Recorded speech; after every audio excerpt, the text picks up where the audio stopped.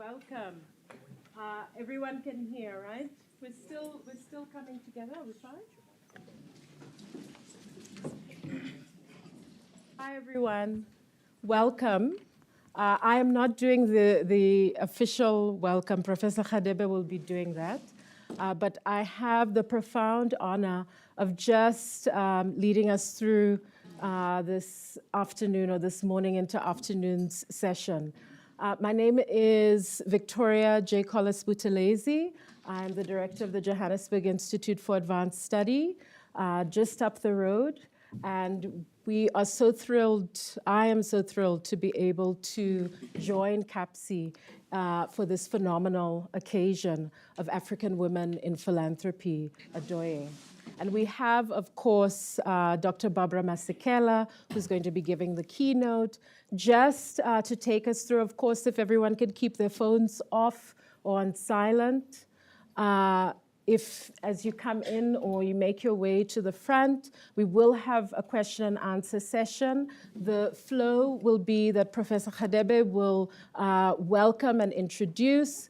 We will then have our keynote by Dr. Masekela. We will then move into a conversation between Dr. Masekela and Ms. Sibongile Mkabela. We'll then go into fireside chat and have Q&A. This is a profound opportunity to think about women in terms of liberation, leadership, and activism. So thank you so much for this. And without further ado, Professor Maurice Khadebe.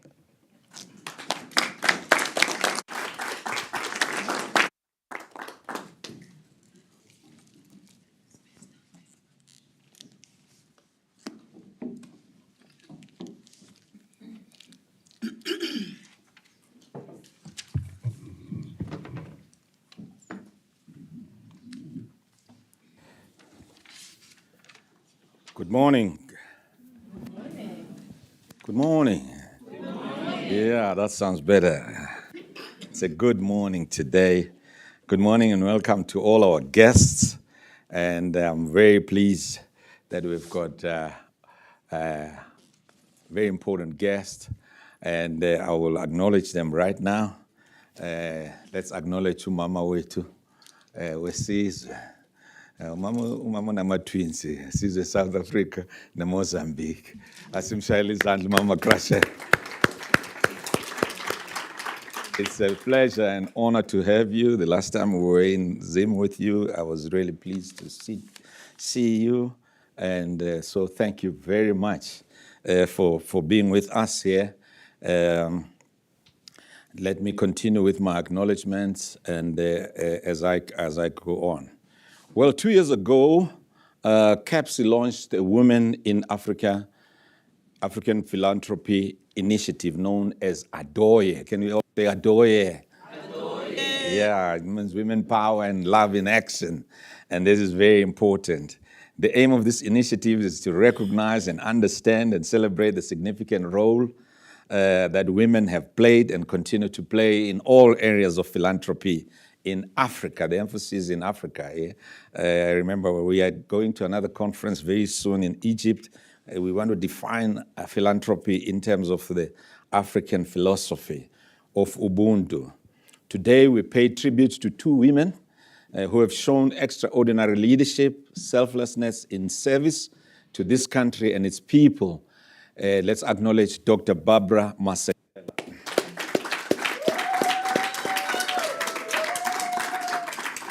I have just learned that tomorrow is her birthday, so I'm going to lead in singing for her. Happy birthday to you. Happy birthday to you. Happy birthday, dear girl. Happy birthday to you. Hip, hip. Una 10.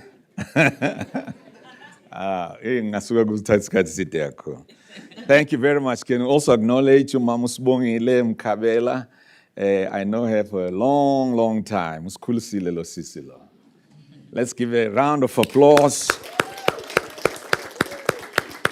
Agahambi etwa hamba nomyeni wakhe husband Braish Mkabela, let's give Braish a round of applause. It's very, very, these two, I've got long histories with them. We were they helped us grow up in TEFLOP many, many years ago. So we're really thankful for the work that you've done. Let me speak about our keynote speaker.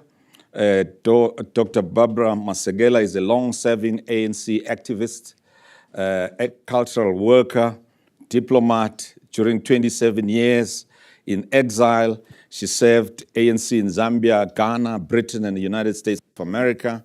In 1990, after the unbanning of the ANC, Masegela moved to the ANC fundraising department and later became Nelson Mandela's chief of staff until 1995. She served as a member of the ANC National Executive Committee from 1991 to 1994. In 1995, she became South Africa's official ambassador to the United Nations Educational, Scientific, and Cultural Organization and served as a Democratic South Africa's first ambassador to France from 1995 to 1998. This was a significant achievement. Masegela was appointed an ambassador to the United States from 2003 to 2007. She wears a lot of hats. One of them is of a distinguished poet. I'm told there's a poet that is going to recite. Is that correct? Yeah, at some point here, MC, you will handle that. So let's again acknowledge Dr. Masegela.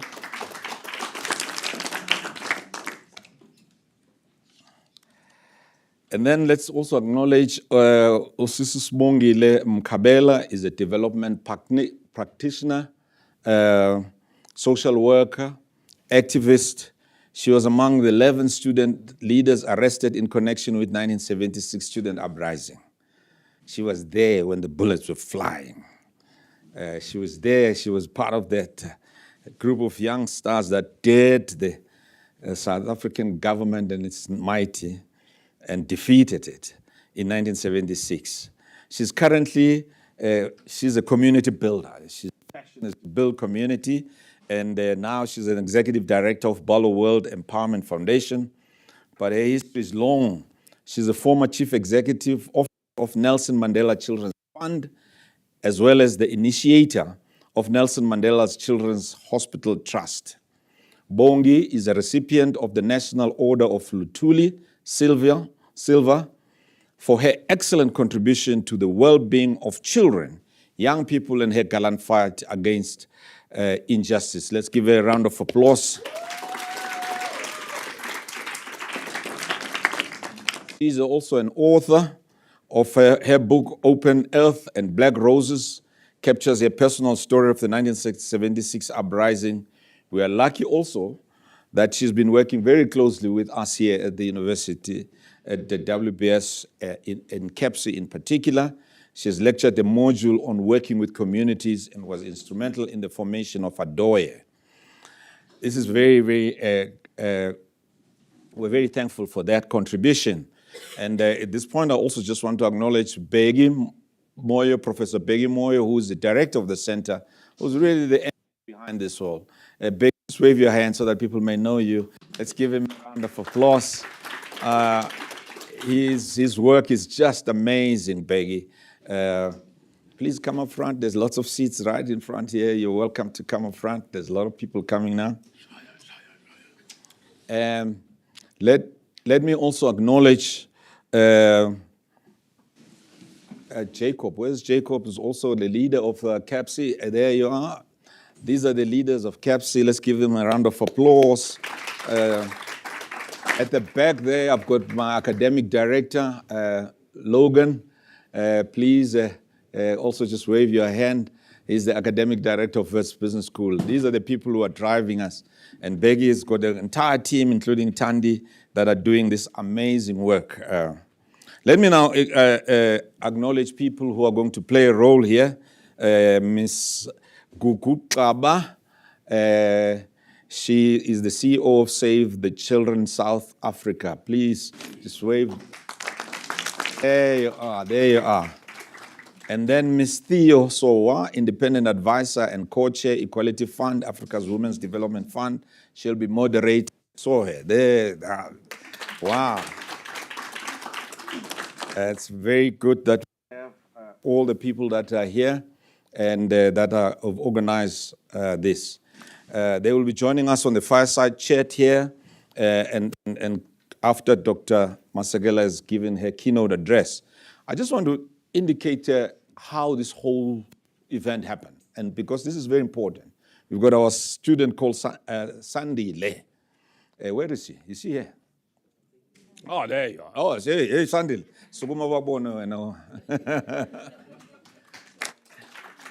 Initially, Sandile is a student in the CAPSI class, and she basically said, why don't you invite Dr. Masagela to come and teach in the class, which is a small class. And then I think Beggy and the team realized this is big, man. You can't just get here for a small class of students. So why don't we make this a public lecture? And Sandy worked together with the team, and they've done this program. And we like to recognize that initiative of our students. That shows that they own the program, they own the process. And so let's give Sandy a round of applause. Now I've done all my protocol. All protocol is observed now. And so I now want to welcome, have a audiovisual team. Have you marked her? Have you given her all the stuff that she needs so that she can be able to speak? Where's Jason? So let's welcome Dr. Barbara Masagela. You can use mine.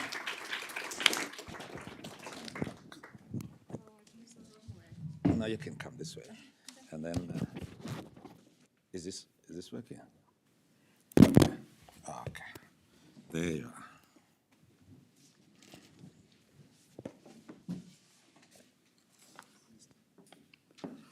Good morning, everybody. Good morning.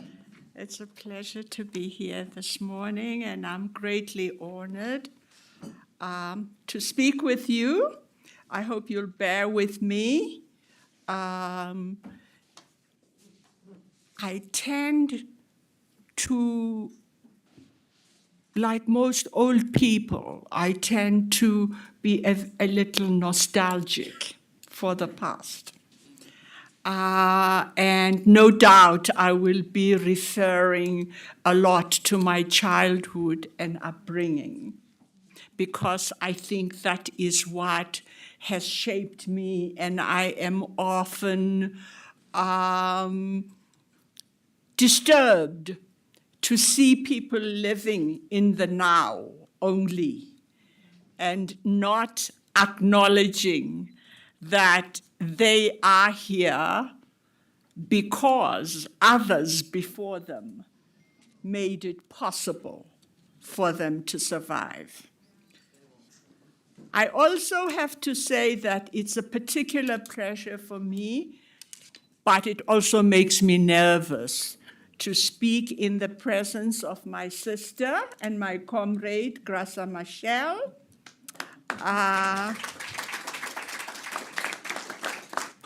Who we know is a great daughter of Africa and has served Africa all her life. And I welcome everybody here. I often say that when I go to some of these meetings that too much time is taken acknowledging people. So I will not, I'm glad that Professor Khadebe has already done that and that I don't have to deal. But anyway, welcome to everybody.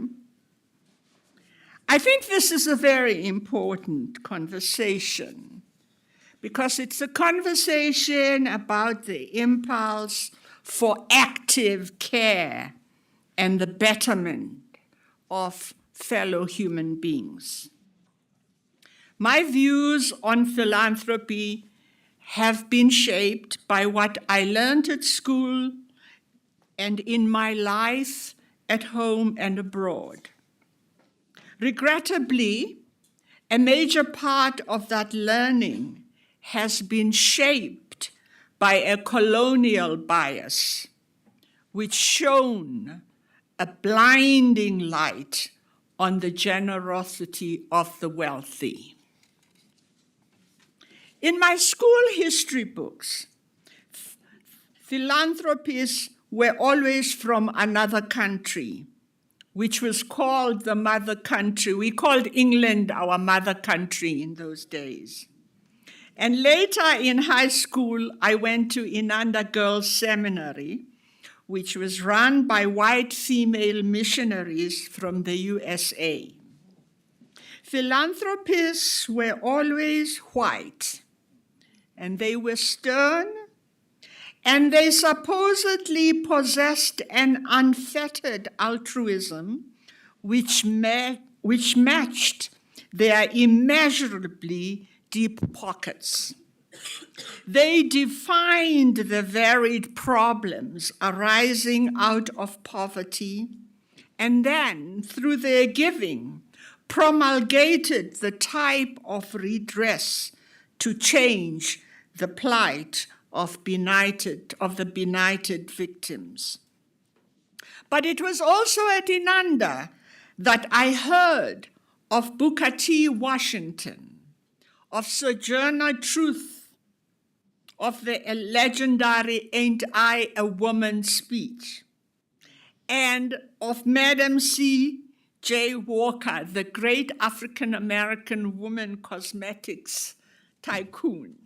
These are just a few of the Black philanthropists that I learned about. But there are many, many more, of course.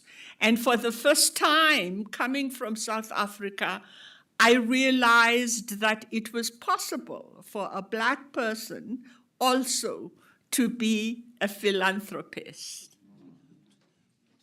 Typically, in the colonies, it was the white Christian missionaries who played a significant role in evangelical work to spread the word.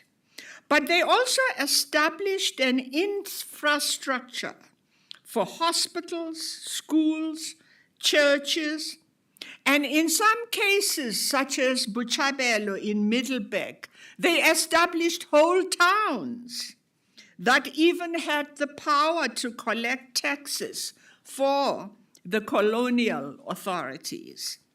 They were the subjective mediators between the settlers and the indigenous population, and they occupied the lands that had formerly belonged to their parishioners before they were conquered.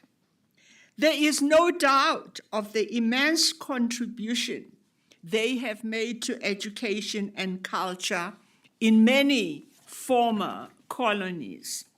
Indeed, it can be argued that most of the Pan-Africanists from this continent and its diaspora were educated in missionary schools, and some of our greatest artists, like Gerard Sekoto and Ernest Mangoba, developed their talent in the art departments of missionary schools in the deep rural areas of South Africa.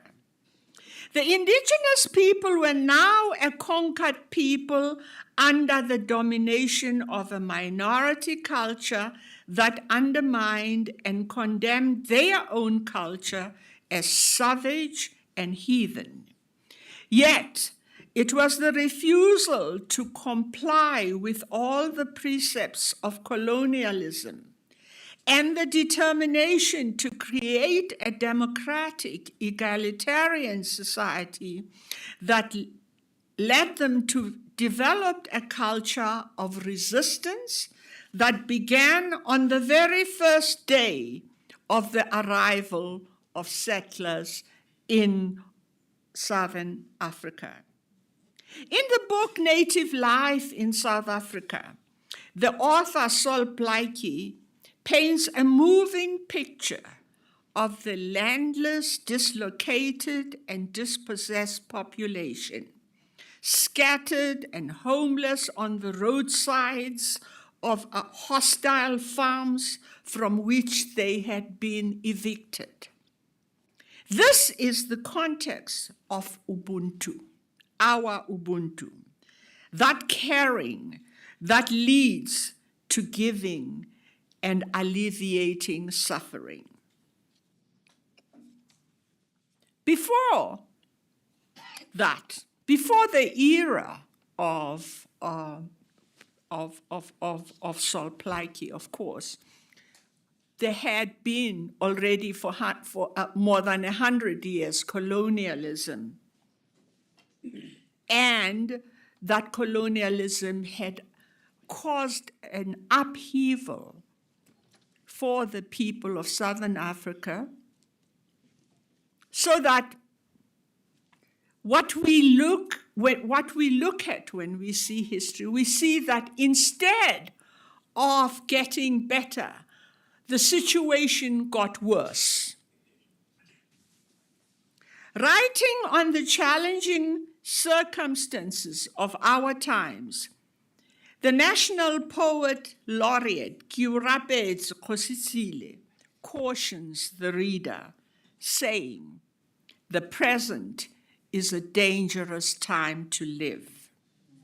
That is to say, for women in philanthropy, it is an imperative to make the present less dangerous for women, for children, for the aged, and for men in every sphere of existence.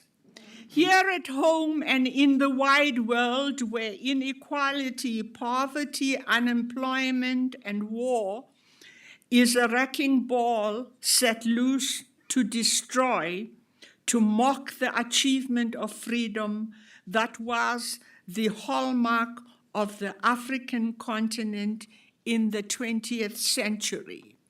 Because I see myself as a product of the independence movement, not only in South Africa, but in the whole of Africa.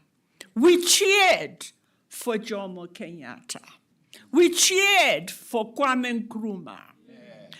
We were under apartheid, but their success in leading their nations to self-determination gave us the hope that we needed to fight apartheid.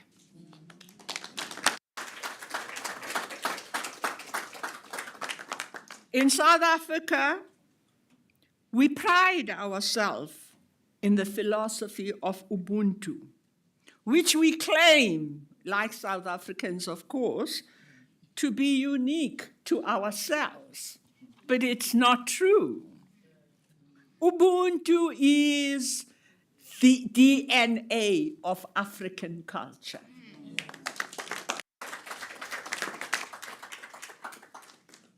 And we sometimes forget that it was the Ubuntu of the international community which declared apartheid a crime against all humanity, which together with our own multifaceted resistance won us freedom. It was men, women, and children all over the world who said no to apartheid, just as it is now incumbent on all of us to remember troubled areas of the world. We must remember Gaza.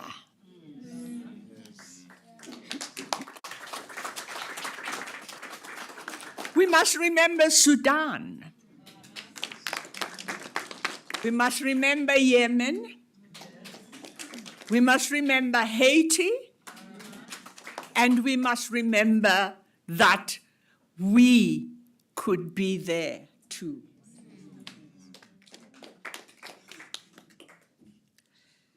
Philanthropy played a significant role in our struggles for freedom.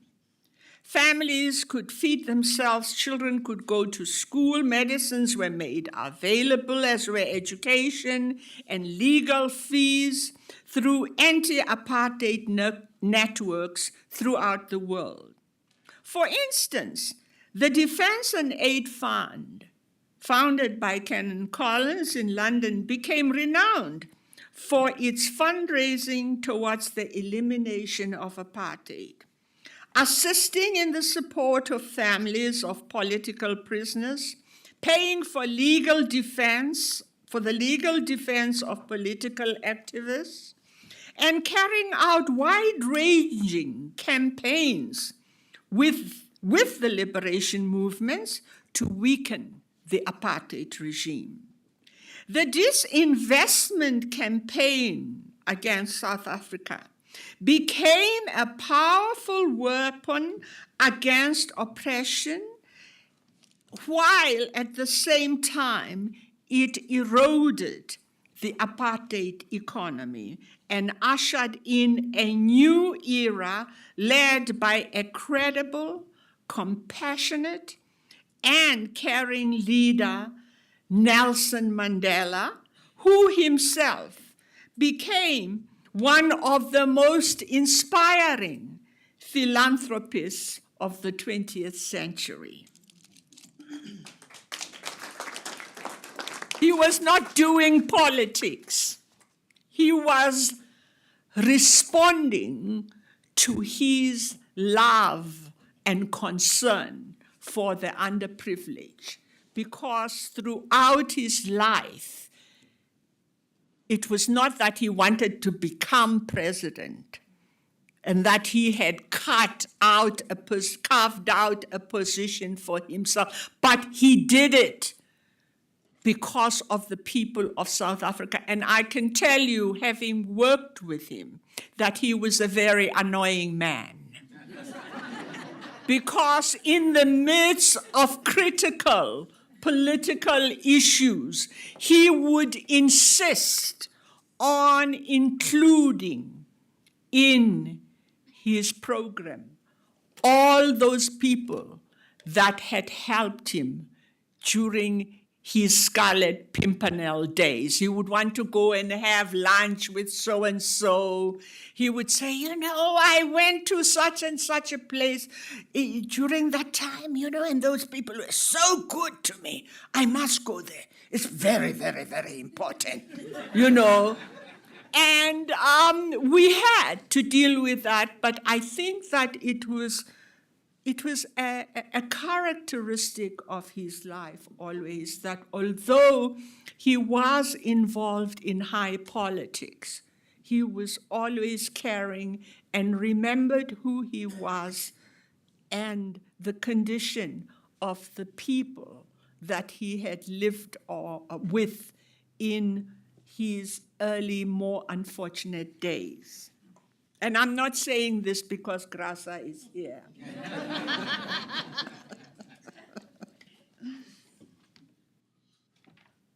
His activism activism in philanthropy has resulted in many efforts by others to set up their own foundations, which unfortunately all of them cannot always show their existence is sustainable. It would be a useful exercise to have a public directory of all these foundations and an assessment of their actual contribution to philanthropy.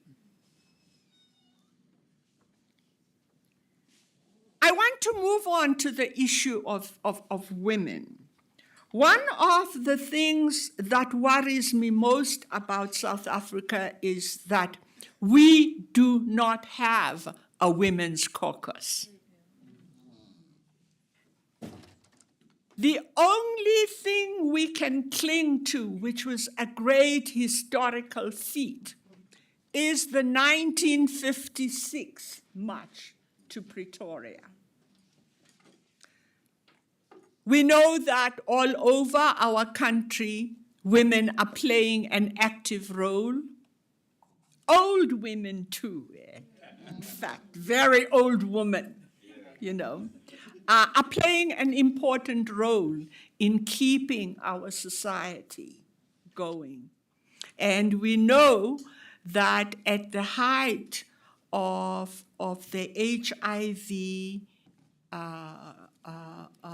pandemic, it was women, it was grandmothers, not in Bryanston or Houghton or those places, but grandmothers who lived in huts, who were not very wealthy people, who were not, in fact, you don't even use that word next to them because they had nothing, but in their old age, they had to look after small children whose parents had died from HIV/AIDS.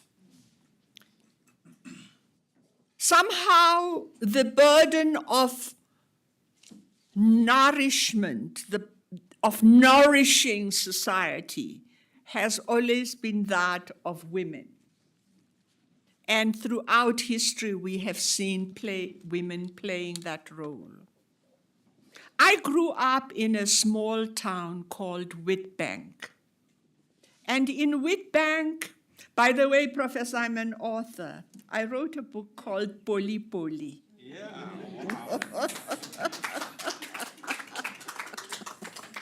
I grew up in Witbank, and in Witbank we lived with our grandmothers because most of the men of our families were not there. They were in Johannesburg, on the reef, working in the mines or working in other positions in business and so forth, as messengers, you know, as tea makers, etc., etc. Because, of course, they could not get jobs in the small mining town, which just kind of swallowed up all the men that they could get from surrounding countries in Southern Africa. These old ladies, many of them sold, not many of them, but a reasonable number of them sold liquor. They brewed liquor and sold liquor like my grandmother. And they did this because they preferred to be independent. They did not want to do laundry for white people. They did not want to work in the homes of white people. So they decided that they would do this. And they were some of the first business people in South Africa. And they made great contribution to the society. I remember one time when my grandmother was so angry because she had gone to church and the priest had made some allusion to the morality of the women who sold beer. And she boycotted the church for about 3 months until she got lonely and went back to the church. So I think that these women were our pioneers. They are our pioneers. And I think that in South Africa, it is absolutely necessary for us as women to come together and form a caucus that will be very loud regarding the condition of women in South Africa. It can't be that political parties are the only channel for voicing, our condition and our need for redress. But it is very important. And I think that personally, I would say that one of the greatest mistakes that we made is that we did not focus on the education of citizenship, caring for one another, working in situations where we can uplift. People laugh when I tell them about my mother, who was a social worker. One of the words that she liked to use was the word progressive. If she said, "Oh, Radebe is a progressive man," that was the highest praise that she could give about everybody. And as a child, my mother was a social worker. I grew up knowing certain psychological theories, like that people had complexes. She would always say about her white bosses at work, "Oh, he's got a complex because I'm better educated than he is," you know.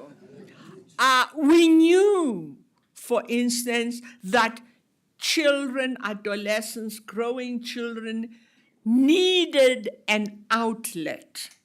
And even in those days of apartheid, there was an attempt by social workers like my mother and other women who took up the slack that the state did not ignore. I do not remember as a child that a month passed without me sharing a bed with some strange child I didn't know, because my mother always brought children from work, because there was no halfway house where they could be put until they were placed in an institution, so she would just bring them home. And I bet you today the situation is still the same, and it should not be like that in a democratic society. There should be safe spaces for children, for women, everywhere, not only in the urban areas, but all over the country. So what I'm saying is that philanthropy is really inbuilt in a society. And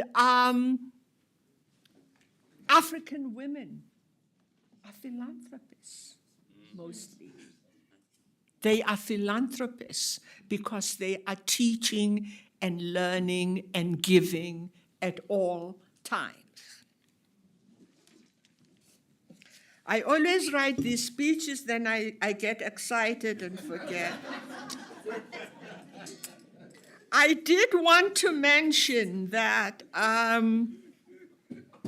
before the 1994 elections, there was an attempt by Dr. Freni Jinwala, who is no longer with us, to form a women's coalition which would embrace women from all parties. I think we should investigate why it did not succeed.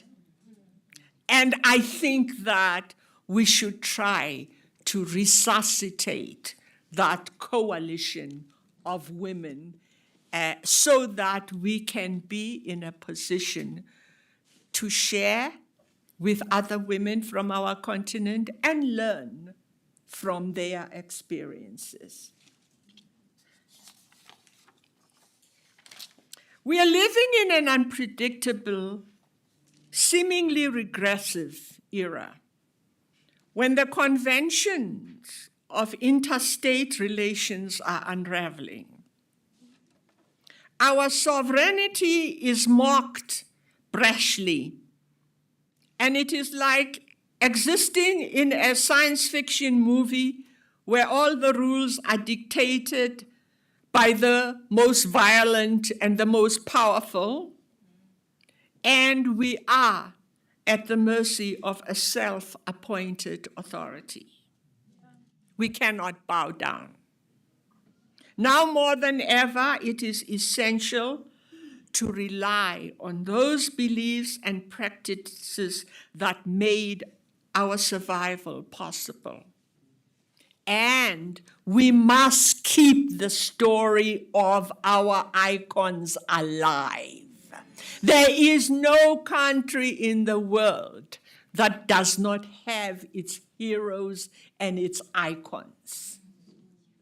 I will not go into that because I cannot believe what comes out of the mouths of people who have never done a single thing for anybody all their lives. But they know enough today to tell us that so-and-so is nothing and so-and-so has sold out. We cannot afford to let anybody allow us to destroy our icons, all of them.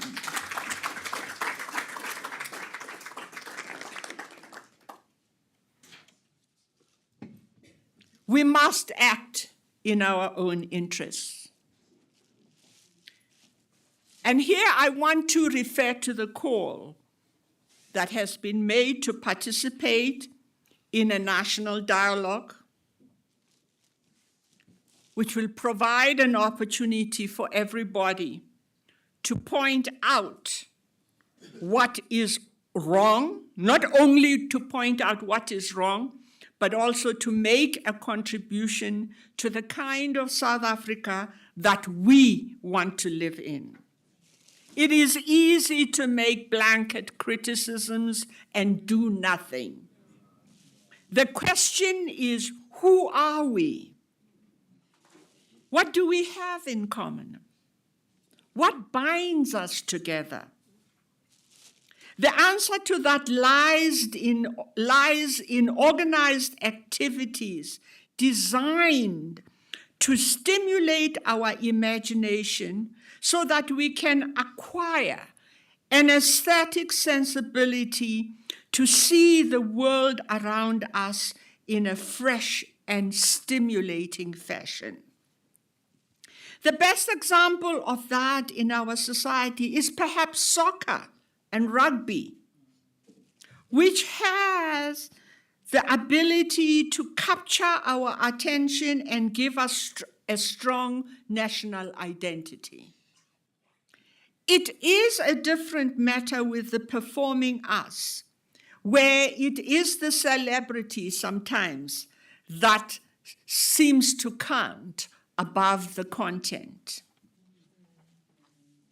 It is understandable that when people have seminars and so on about social cohesion, they tend to want to focus on the very difficult subjects of the economy, subjects often that the common person cannot participate in, but which are the preserve of the educated. One of the greatest challenges that faces us in South Africa is that we have retained the apartheid geography. Spatially, we can sit here and talk and exchange, but there are thousands and millions of our compatriots who do not have the luxury to have a political discussion or a sociology discussion. And they're quite capable, by the way, of having that discussion because they live life daily. They are the salt of the South African earth.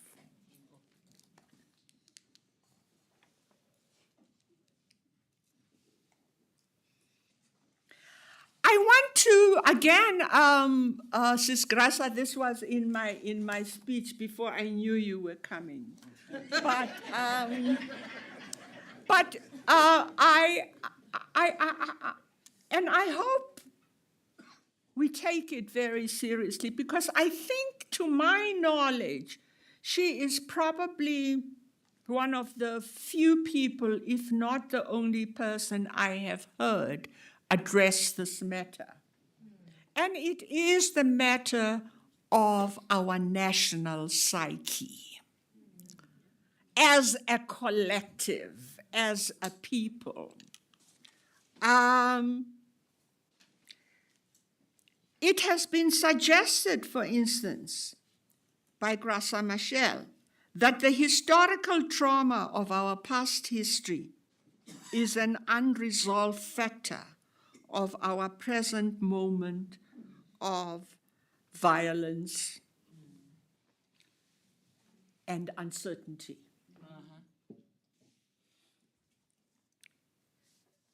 We still have unfinished business. Many years ago, at the height of discussions and workshops about the reconstruction and development program, I suggested to a colleague that perhaps we were focusing too exclusively on the material changes and thinking exclusively only of providing material things to our people. That we need clinics, houses, schools, hospitals, we need all of those things. But we need more than that. As somebody at some point called it the soul of the RDP. The necessity to come to grips with our position and the traumas that our society has experienced. They don't go away. They remain with us. And this is, if you go to, I was invited to a seminar, I won't say where, it was not Joburg, at a university. And there were many very, very good papers given there. But people just would not talk about those matters that pertain to the soul of our people. I mentioned that my mother was a social worker. And when I am asked to speak, I say, I wonder what happens to the millions of children who go to school every day. What happens to them when they come out of school?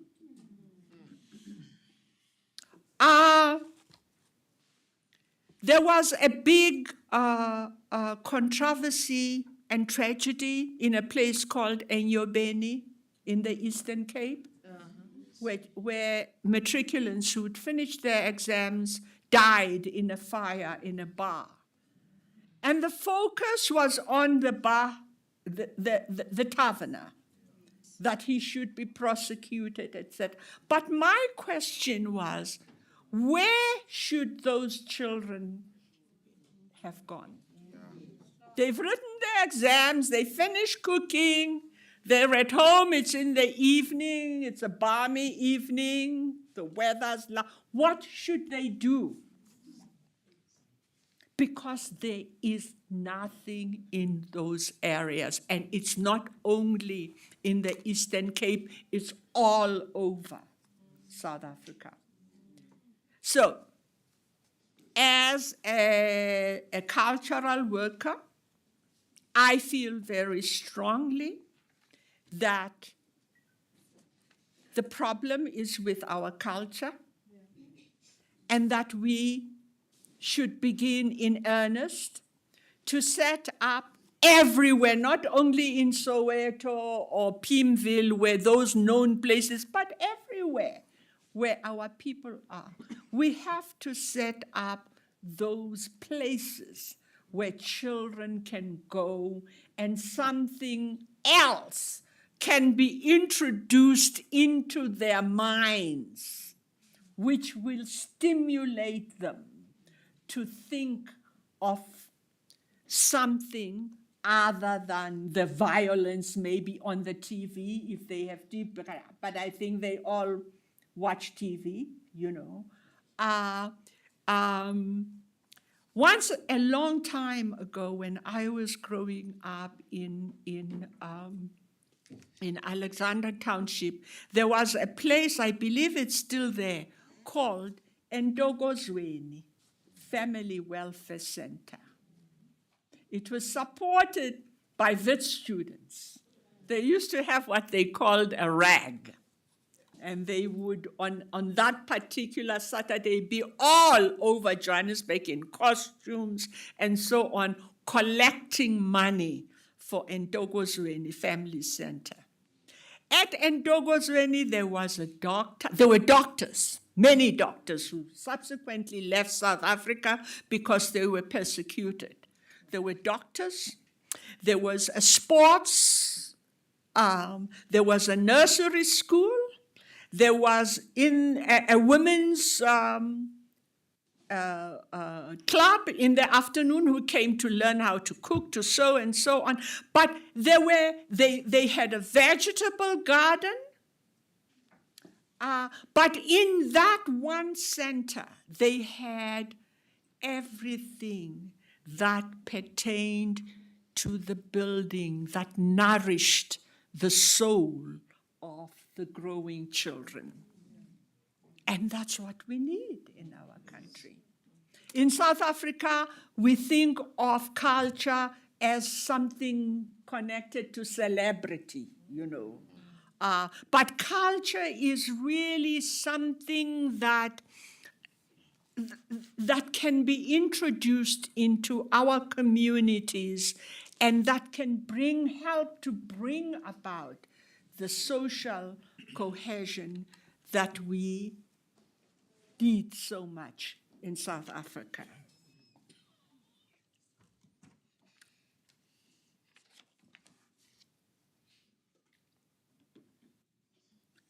Growing up in the 40s and the 50s, my generation was witness to the attenuation of the progress experienced by the generation of our parents, who were products of a common national education system, which was then replaced by an ethnic-based and inferior education system for blacks only. Professional blacks were cut to size. And where we once admired nurses, social workers, teachers, and other professionals as models, they were now stripped of the dignity of their learning to become mere ethnic intruders in the urban space. It is true that we cannot return to the past, and that we have to negotiate the present with different methods that fit the situation. But indications are also that contemporary values, which are often borrowed or subtly imposed, are fluid and too readily replaceable. I'm going to end up now. I have a lot more to say, but I think we need to have a discussion. We need to talk to each other and have a conversation. I'd just like to say that 3 years ago at the Johannesburg Institute of Advanced Studies, with the help of the University of Johannesburg, I know I'm not supposed to say the name of another university here. We started what we called the Johannesburg Festival of Women Writers. And it has grown to become one of the most beautiful examples of how there are so many young people in South Africa who want to write, who want to be involved in the society, who want to, but they have nowhere to go. And the Johannesburg Festival of Women Writers has also shown another aspect, beautiful aspect of our country, which is that every year, we do it for free, but nobody pays coming to the festival. But every year we raise enough money, and most of the money that we raise is from Black people. And last year we raised close to R1 million for the festival. None of us get paid. We pay the facilitators. We get a small donation from the university as well, and they give us a venue, they give us the space, but we are able.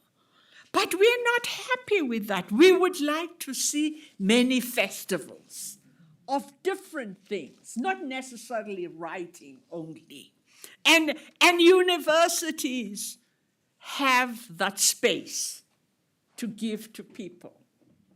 And it is important that these institutions, like universities, are not separate. They become part and parcel of the community and actually engage physically with the community. So, thank you very much for inviting me. Thank you.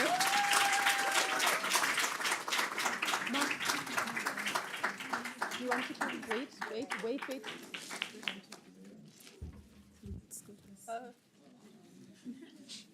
Oh my goodness. May I call? That's hard. Can we have Mama Gracia? Can we have you come up, Mama Gracia?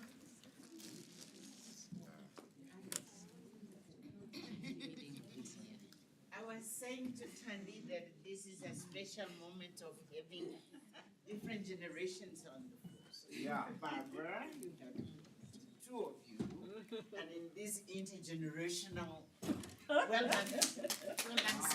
It was really great. Thank you. Thank you so much.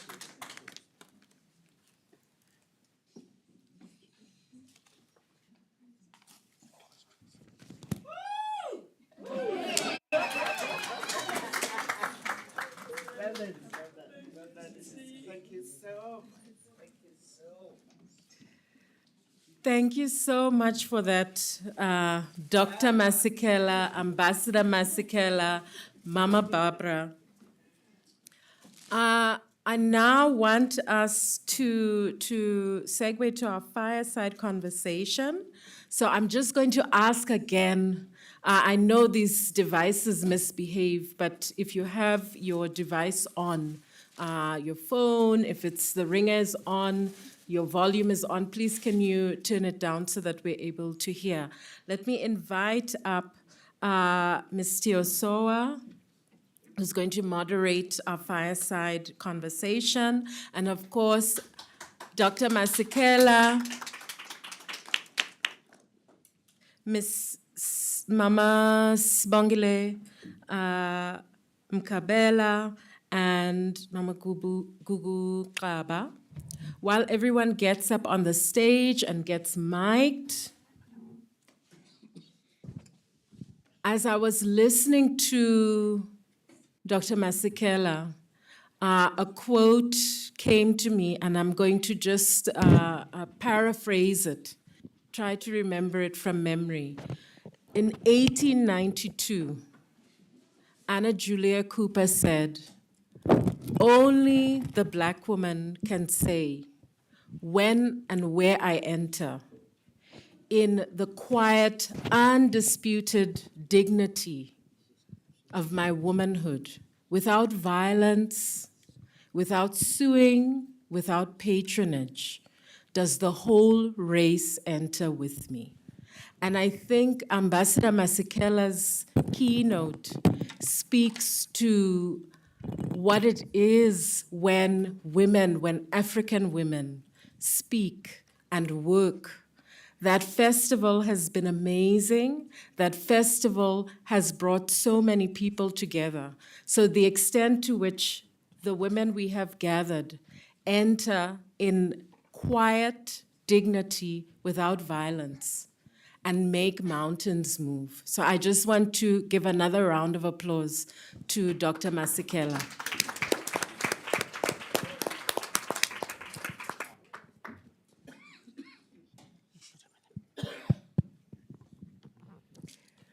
Okay, so first of all, hello.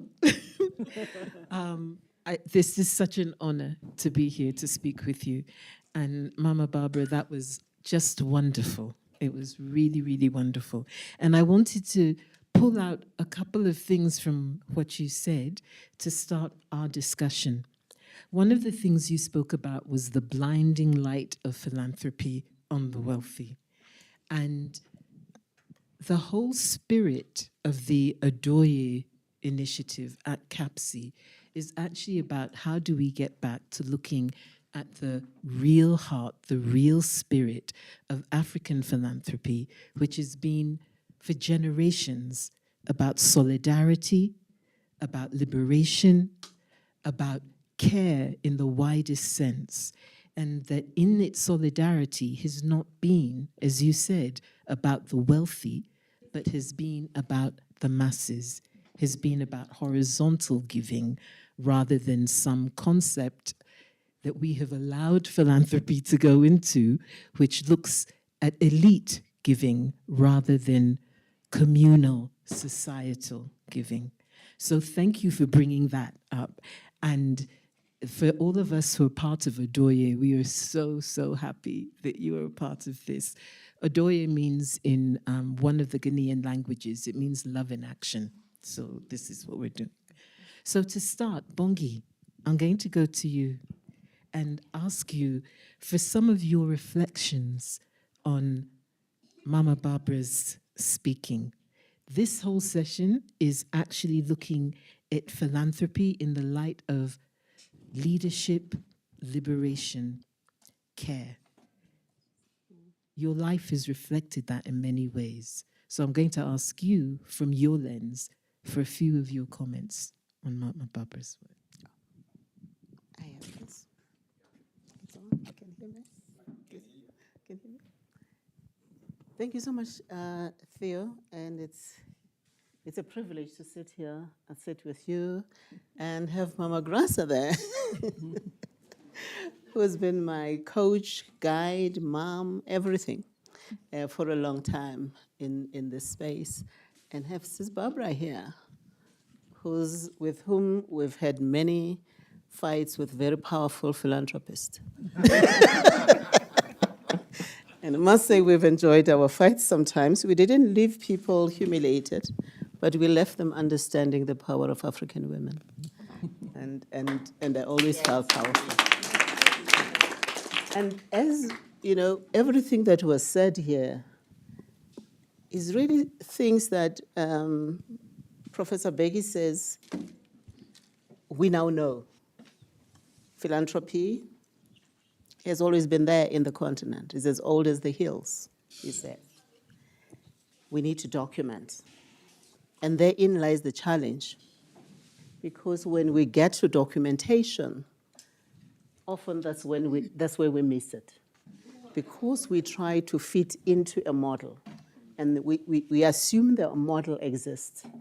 And it exists value neutral. And I've always said that term, as it was said, the keynote speaker, Sis Barbara says, you know, the things that we do, as we do them, they come so natural and so organic. But when they transition from our hands as women, they take a different face. And therefore, Peggy, when we start the documentation, the work of women changes its face because of who documents and the values that lie behind those who document. Yeah. And so philanthropy changes, even African philanthropy. it's not long we are in Adoya and we are having these conversations and we need to watch these things. And what we begin to see are the values of you're allowed into the room depending on your budget, depending on your balance sheet. If your balance sheet is not strong enough, you can't come into the room. It's subtle, but you can already see, whereas African philanthropy, by its nature, is participatory. And once we begin to put regulations of who enters and who doesn't enter, it's the same as how we've maintained the apartheid space. We've maintained it by exclusion. It costs you so much to live in Sandton. You can't afford it to live in Soweto, okay? It's not because you're black. It's because you can't afford it, okay? So with philanthropy, Theo, I think as we document, we shouldn't lose the values. The values are also expressed. Mama Shell, purely because I didn't know you were going to be here, so I was going to abuse your name. But you do say, and this is not an abuse, you do say, every transformation of every society demands that it's led by women. And women have been leading these activism. Women don't see politics as separate from social and caring and giving.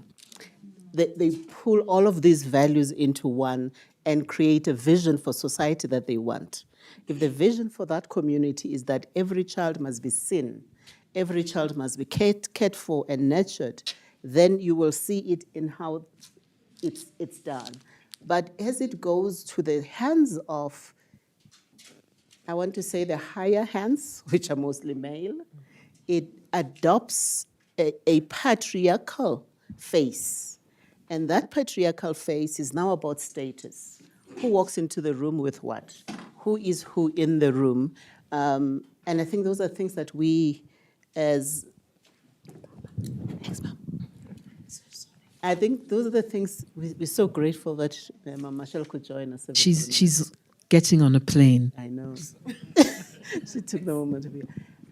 So those are my thoughts at the moment, is as we document Let's Guard, we already, as I was doing my research, I was very impressed by how many African voices are speaking to philanthropy.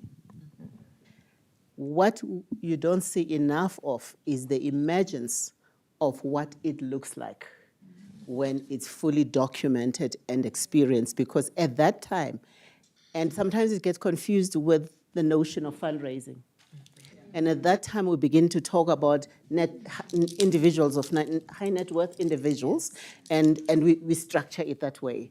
And as we structure it that way, we begin to introduce new values. But the values that drive philanthropy are the values of ordinary women and men on the ground, and often women. And having worked with the Nelson Mandela Children's Fund that Barbara refers to, I learned that whether we do something or we do nothing, people will always do something. And I have found that my biggest job now is to, before I say this is what we're going to do, is to find what are you doing already, so that the organization I run now, we say siyakhwezela. When we say siyakhwezela, we say we're simply adding flames and energy to fires that people are building. That takes us away from being the center stage. But that's also about documenting who we are and what we want to see going forward. Those are some of my comments. Thank you. Thank you. Mama Barbara, I want to go back to something that Bongi was just saying around people doing anyway, whether we see it, whether we document it, whether we acknowledge it. And you talked about grandmothers and HIV/AIDS and how basically our continent was not saved by scientists who brought out antiretrovirals, though they were very important. It was saved by the grandmothers who actually held our communities together. You also spoke about the power of women writing. how do we reach the stage where people truly understand and can value and see the work of people and women like those grandmothers? Well, it's difficult because, as I say, for the most part, we do not have places where we meet formally. Because when you meet formally, you resolve that every week or every month, I'm going to take some time and I'm going to make sure I'm free to meet with other women and exchange. And I think it's very unfortunate, especially in the case of South Africa, because I think that people forget that we were in a prison here. We were not allowed to travel.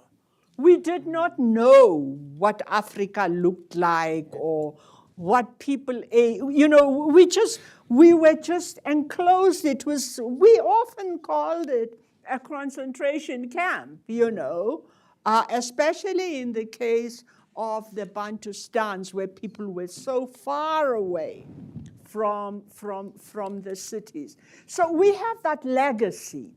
But we also have a legacy of women in YWCA, for instance. Zenzele clubs. Yes. You know, Yes. do for yourself, you know. And we have, you know, we have our own traditional things that when somebody dies on the street, you all on that street have lost somebody. Yeah. And it's not only that.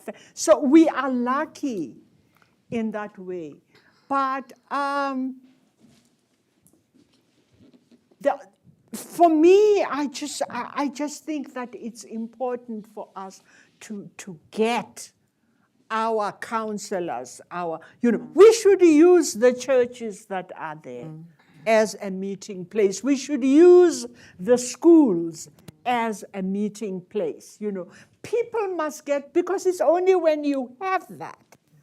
You know, I'm often very frustrated. I appreciate being invited to speak to people and make a speech, but at the same time, I always feel that credit that I owe. You know, I ought to be somewhere in Roodepoort talking to women there, in their village or in, you know, whatever. So what I would say, and that's why I know, that's why I am making a call for people to participate in the national dialogue, because it is not about talking, but it's about citizenship. And it is about saying that as a citizen, I propose that such and such should happen, you know, where I live, for my children, for the old people. And I think that also what I experienced last week, I don't know if I told you, Bogi, is that I was shocked at the ageism in South Africa. Because all the people who were against the national dialogue were saying, oh, what good can they do, these old people, you know, why are there so many people on the panel, you know, and so on. But it reminds me of my own childhood, that how you just threw yourself on Gogo there under the tree and sat with her. You know, and somehow against her will, things would pop out of her mouth about history, about life, things she hadn't meant to tell you, you know. Yeah. But of course, like any modern society, we are also, you know, we are victims of migration, for instance. Yeah. You know, because, you know, in any street, you'll find very few people who were born on that street. They're all strangers there. You know, it's not like before when you walk down the street, they say, look at the mother's nose. Oh, she has her mother's ears, you know, and as a child you just felt, oh, please, don't take away from me. But children walk in places where nobody knows anything about them. They are not, they don't have an identity. And that's why we call for clubs and, you know, book clubs. One thing that is wonderful that has happened in the last few years is the growth of book clubs. Yeah. You know, it's a phenomenal, and I think it's something that a student or, you know, a graduate student should study, because it's a huge thing. And it's something that I wish that when I was growing up, it was there. But then there were no writers, you know. You didn't know. There were very few published writers, you know. So, yeah, we have to adapt, but we have to find ways of humanizing, you know, of humanizing ourselves. Yeah. Thank you. I'll come back to this thing again about how we help see our humanity, which is the core of our philanthropy. But Gugu, I wanted to ask you, because very often, as Bongi said at the beginning, when people think about women in philanthropy, it's easy to think about the care equation, because people think about women in care all the time. But we also have within philanthropy, because it's time, treasure, talent, we have the knowledge, we have leadership, we have active political motivation, such as liberation. You work for Save the Children, but you do so much more. How do you make that linkage between the true spirit of philanthropy and those issues around leadership, liberation, network? Thank you very much, Theo, for that. And it's an honor, Barbara Smongile, to be sitting here. And I strongly believe that I'm sitting here with the key community architects of development.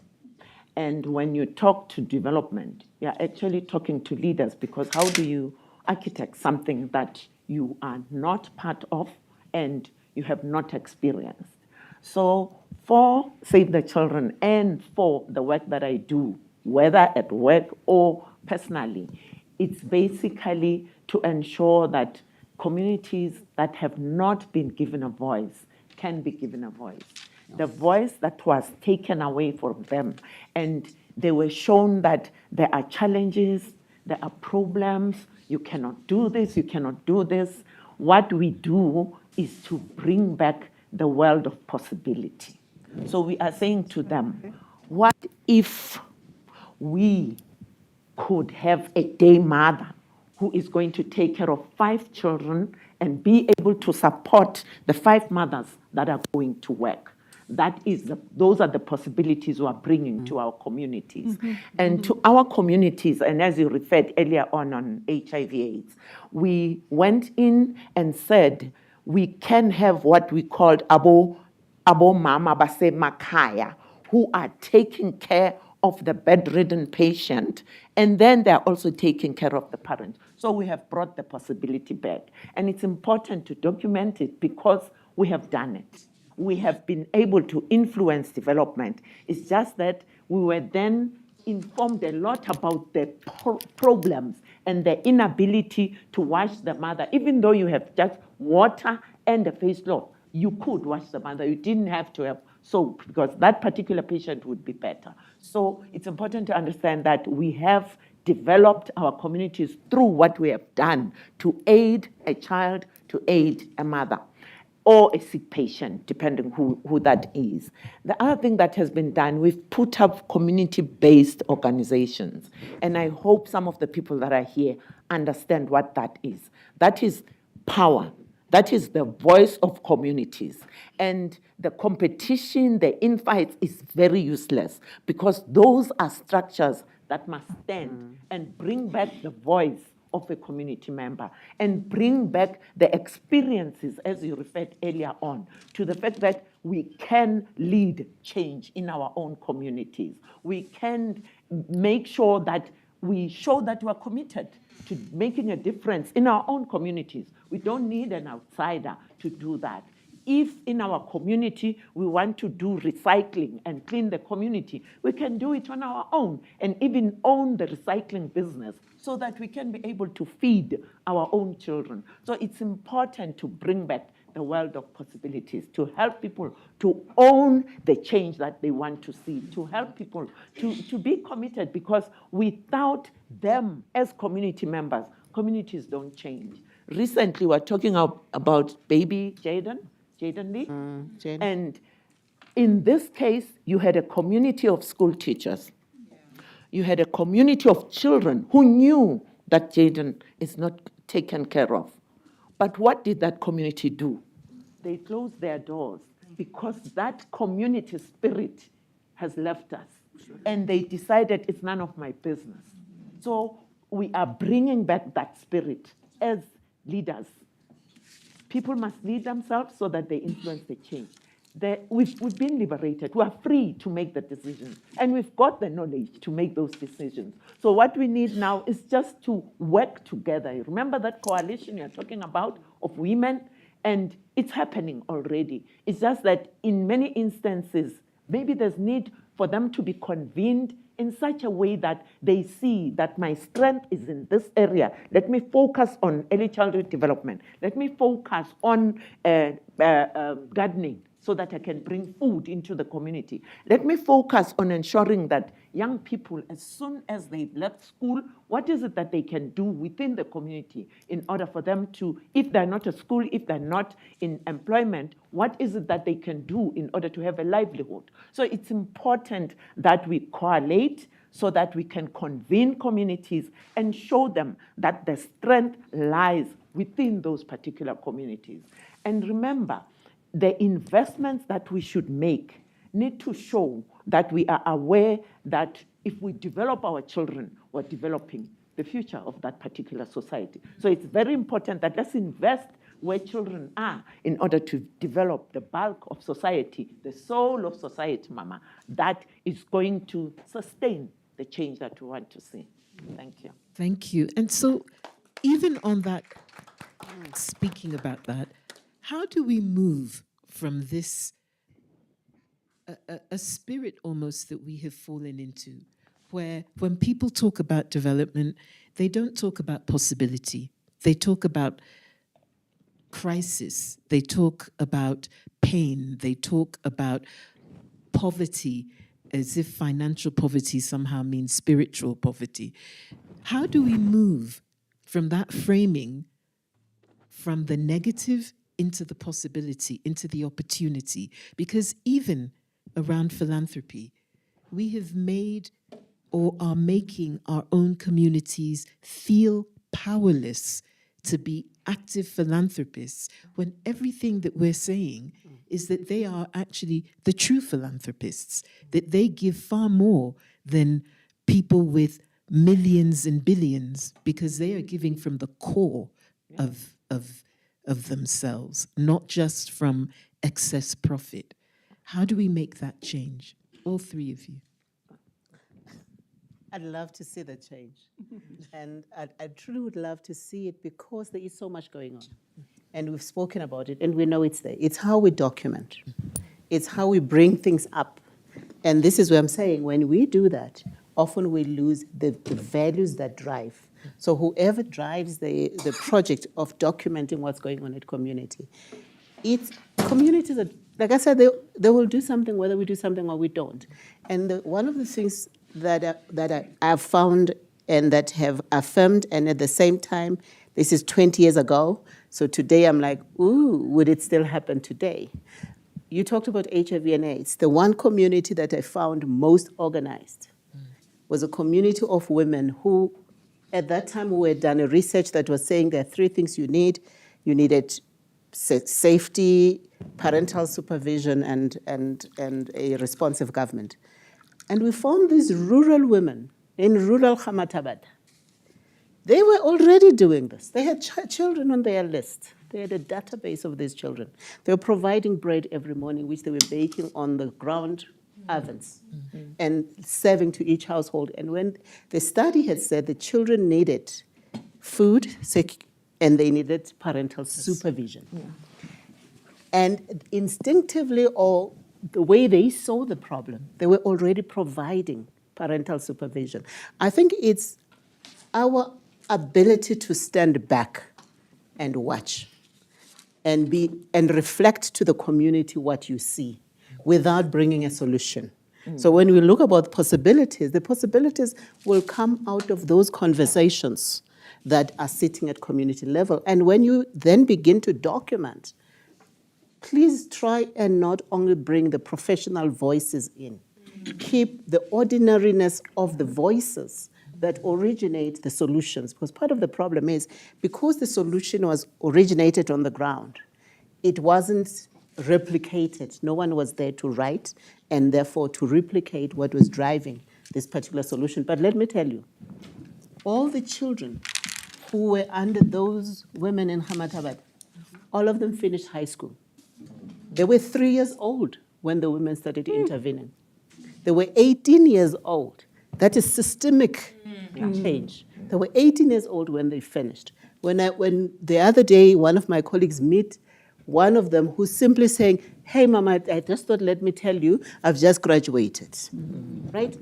That's systemic. It means in the few years that they did what they did, they built into the community the ability to take care of their children, to dream for their children, to define the kind of community they wanted to. The disappointment in that work, one is that, the documentation often does not go along, it does not go parallel, and that is a big problem. But the second thing was, when we went to the donor and we said, let's do this.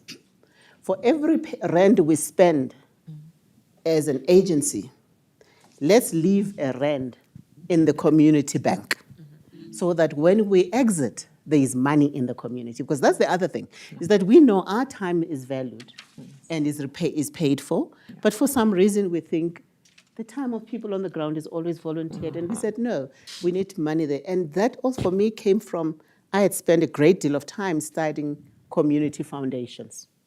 And I knew that until and unless you bring resources that are managed and controlled by the community, you are simply doing beautiful and kind of elevated charitable work. Yeah. You haven't gotten to the point where you can indeed ensure that there is sustainability. We talk about our organizational sustainability, and when we spoke to donors about the sustainability of the change, which would mean decisions are going to be different. When we leave that money, and the donor is saying, well, if we leave that money, how do we know what they're going to do with it? It is none of our business. Frankly, it's none of our business. What we would have built there is the capacity for this community to deal with its own problems, which already we are here because they have demonstrated capacity, ability, and vision.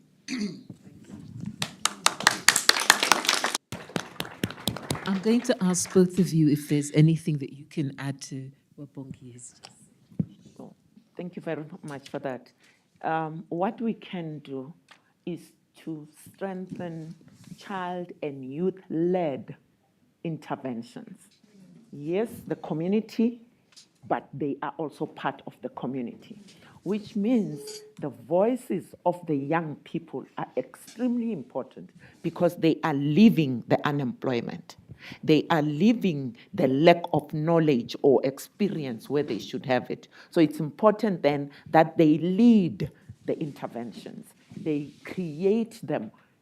Community members, leadership, faith-based organizations, young people should come together, which means it's about time adults got to understand the voice of the child, because that's one other thing that is a challenge. We do not understand that voice, and we don't think they've got strategic interventions or inputs to make in order to create an intervention.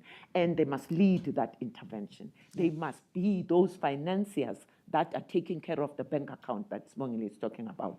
It's happening already. So it means there's need to respect those structures and understand that they've got the agency and they understand what needs to change and give them the ability to do it. Thank you. The one thing I want to jump in and say, this is really just something that kind of made me think, wow. I was at a launch of a book, Stockfell, fantastic book, Stockfell. And we all know Stockfell, right? If I didn't tell you what the meeting was about, you would have thought it's about investments. It was all financial speak. And what I think we need to be careful about when we document these things is Stockfell is about social capital. And what was missing there was completely, it was Stockfell has so many billions in the bank and so much da-da-da-da-da-da-da-da. What it didn't say is that how many groups of women are continuing to work together.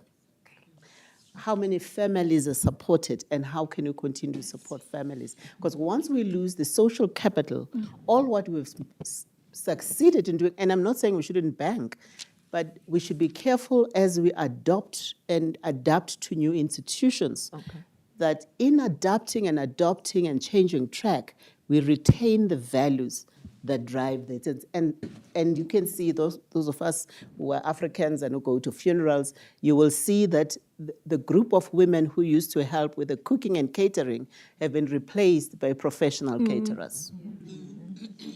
We have to understand what that means. And I don't think as Africans we spend enough time to say, this erosion of social capital, what does it mean? Because all of it is what takes away from us as we see the model of capitalism and how capitalism can, in fact, go into our communities and drive our communities. And I'm not a socialist necessarily. I'm just saying it's important to understand that the markets can take over that which you build with good intention of serving community. And if we don't have, and the role of some of the people in the room here is really to continuously reflect with community and elevate and amplify the voices and what is emerging at community level. That's really the role of those that poor communities have educated, have invested in, have placed in these places. Our role is not to say, look how poor they are. Our role is to continue to present the legitimate voice and why certain institutions were established by people. It's not only that the banks are very proud of what they're doing in the Stockfell industry, but certainly the communities, it has eroded that which the communities were trying to build and that which we were all trying to build. And in fact, if we were to rebuild the social capital in there, we would be very powerful. Sure. I'm going to wrap up now because I can see Victoria coming. But before we go, because this is one of the Adoye dialogues, and so African women in philanthropy, and with that real thinking about the real heart of African women, and because we all know that African women's philanthropy is not well documented, I would like each of you just to say one African woman whose philanthropy has inspired you. And this does not need to be a name, but unless we name the people who are doing the work, African women will continue not to be recognized for their philanthropy. So I'm going to start with you, Gugu, and then come back down this way. One woman. I can proudly mention the First Lady, or Mrs. Ramaphosa, Ulam Tsepe, as we call her. She's contributing extremely to early childhood development. She's also developing leaders in the space of early childhood development. That's the one I can mention. Thank you.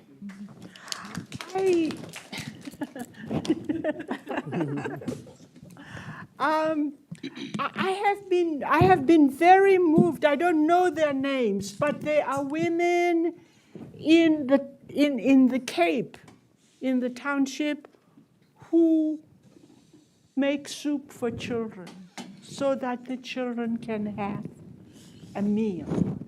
And they're not rich women. They're just ordinary women, and I think they're all over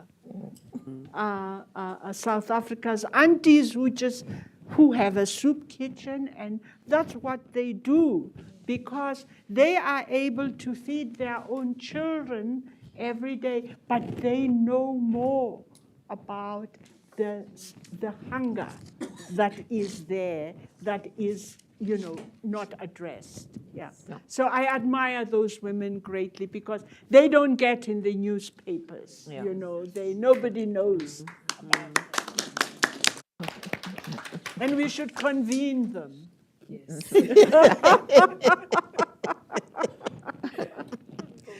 We're convening the women. Umam Agnes Qobe is still my best because Mama Agnes Qobe had nothing. And we worked with them for a long time. In about 8 years, they commanded a bank account that banks were queuing up for as ordinary women. They had no education. Makobe was a retired nurse. After the work they're doing with children, they went to early adult education, and they schooled the women who were working with the children. So when I look at the value of all of that, when I take all of that together and look at their children today who are managing the program that they grew up in, and managing those monies, we're talking about them managing their own monies, managing those monies that their grandmothers had gathered. I'm like, she's my philanthropist. Yeah. Vicky, I'm going to hand back to you. Thank you very, very much. Thank you, all three of you. You are wonderful.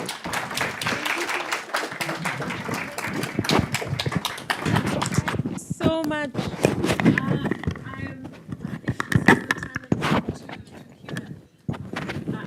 Being the person who has to call the party to moving to a close, because this is such a phenomenal conversation. So we're going to now go to question and answer from the audience. We'll take maybe, I think 2 rounds is about the time we have. We can then pick up other questions when we go to refreshments. So we'll have Q&A, then we will have our performance from our poet, Andreas de Olinda, and then we will go to closing remarks by Dr. Mati, Dr. Jacob Mati. So I see a hand up right there, and then you can come after. Thank you so much for this really lovely panel and for hosting it to CAPSI. You mentioned a lot about documentation, Sisbongi, and Dr. Masegela.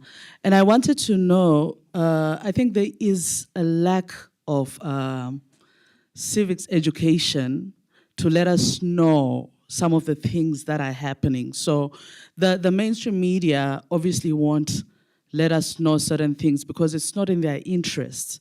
So some of the things that you've been mentioning, we also then don't get to know things that we should know. For instance, we've got business unit in South Africa like busy trying to scratch employment equity, and we've got an attempt at privatization of water, and we already have been seeing the privatization of state-owned enterprises, less budget in healthcare and education and other social services.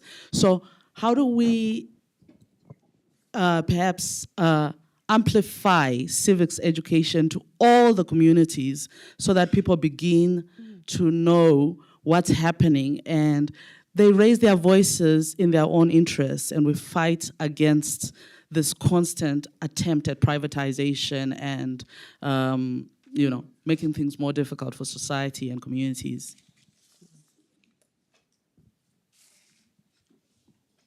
Can we take, I think we go in around, so in the front and then... Good afternoon, everyone. Thank you for what has been a really just mind-blowing conversation. I just had a question about Baba talked about how when the missionaries came and the colonial project came with it, with this idea of philanthropy. So it's never been a separate agenda. It's been that the philanthropists came with the missionaries, with the colonizers, and so on. So philanthropy has always been a very loaded and ideology-driven project and process. I'm just curious about the inability, or what I've observed is the inability of the growing Black diamonds who are making a lot of money to articulate a vision around which they will drive their resources and money. And in this conversation about African philanthropy, I love that it's going back to grassroots, to what women are doing, but I'm also curious about the imperatives and the expectations that one should give to those who have been given in these processes of creating democracy and so on and so forth, being able to bring the money back as opposed to it flowing out. So I'm kind of saying, what is Black philanthropy of those who have, not just those who don't have, doing? We'll take that one more and then. Can I go first because I have to go somewhere? Thank you so much for this opportunity. My name is Cindy Sibushi, and I'm a teacher by profession. So basically what I do at school, I'm the curriculum overseer. This has been such a mind-blowing session, particularly because we have been talking a lot about children and education. My question, I don't know if I want to ask it to Mama Barbara or Mama Sibongile, but let me just throw it to the floor and then anyone can answer this question. With the so many things that are happening in the school environment, particularly because teachers now want to resign, there's a drop in passion, like education is no more what we think it should be. There are so many things that are happening in schools to a point whereby, our kids are at risk. We as teachers are at a point where we don't know whether we are coming or whether we are going. Sometimes having to wake up and going to work it's something else.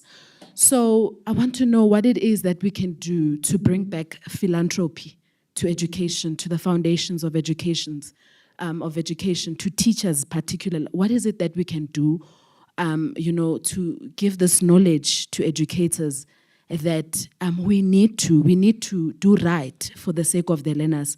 Because should we not do right, or should we not have the mentality of philanthropy, then it means, other people, other women out there who are working on making this nation better, it means it's not going to work out because we are not doing our part in the school level. So what it is really that we can do to bring back philanthropy into the school environment, particularly in the hearts and in the minds of teachers. Thank you.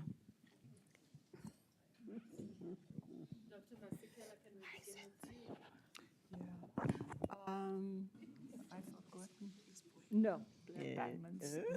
Black diamonds.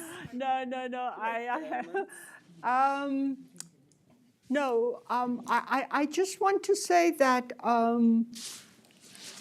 one of the things that we have to practice is to build credibility. You can't just up one morning and say, I'm going to have this organization and I'm going to go and ask. Because one of the strengths of our Women Writers Festival is that it is intergenerational. And we have the most stimulating discussions with people, exchanging views from very, very different points of view. But what has been very striking is that it is so respectful and it is so open as well. And I think that that is very important. And I would also say that I think that we need to be very careful about excluding people. the issue of LGBTQ is there. It's with us. We cannot pretend it's not there. And we have to try to be inclusive. But also the other thing is that, one thing I did not mention is that all of us do the festival, and we are volunteers. We don't get paid. None of us get paid. Yeah. And too many of the organizations that we put together are designed to pay ourselves.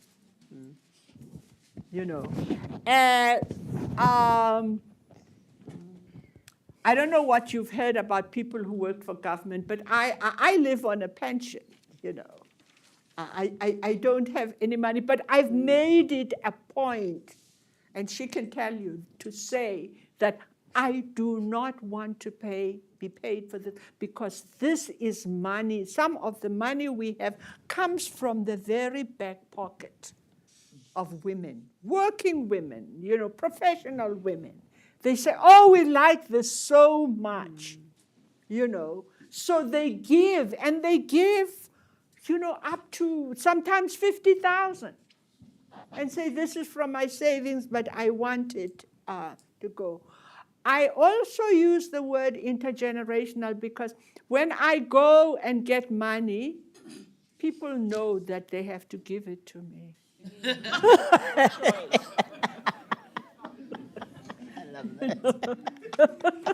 They just, it helps. So that's why I'm saying intergenerational, because you have to have certain kinds of people in the mix, who inspire some sort of confidence, that, thing. But also is people ask for money, they use it, and they never come back. You have to report to the people that you got money from. They have to know how much you used, how much was left over, and what are you doing with that. It's very, very, very important. And I think this has to be emphasized, that foundations, trusts, and so on are not employment agencies. They are philanthropic organizations, and the majority of their funds have to go to the activities that you've indicated they are for. Okay. A quick one from me. Credibility, you mentioned it, Barbara. We have noted we are operating from a platform of lack of trust because of not being credible. So it's important that we go back and move out of the fear. I don't have this, I must hoard everything that I have, and regardless of what is happening to my cousin. So it's about time that we change the way we think. That is why, as Save the Children, we are saying it's possible. The very parent, the very teacher, and the very child have a responsibility to work together. What happened? Why is it that they're fighting? Why is it that they're at risk, as my colleague there is saying? So it's about time we see the possibility, we stop the fear, we stop the violence, because just ignoring me when I'm talking to you, you are violent. So it's important, and it's about time, my dear, that we go back to the origins of not being fearful, but building our own society, because we end up self-harming, and that is not working. Thank you. Can I give an, it's not so much an answer as an input to the question about black wealthy giving, and linking back to how when colonialists and religious orders came to Africa, they came with a philanthropic agenda. But it was their philanthropic agenda. And in imposing that philanthropic agenda, some of which absolutely did some good things. Though I've got a very good friend who's now passed, E.J. Wynne, who always used to say that in Zimbabwe, when the church first came to the village, the church would build schools and hospitals and look after the community. Now, somehow, the church comes to the village and the village gives all their money to look after the church. Yeah. So Zimbabwe only. some of the contextual weapons. One of my biggest heartbreaks is that we still, on our continent, talk about giving in a framework that is very much about a very specific northern elite framework. So some of our wealthy black millionaires and billionaires who give, they give in a way that reflects that.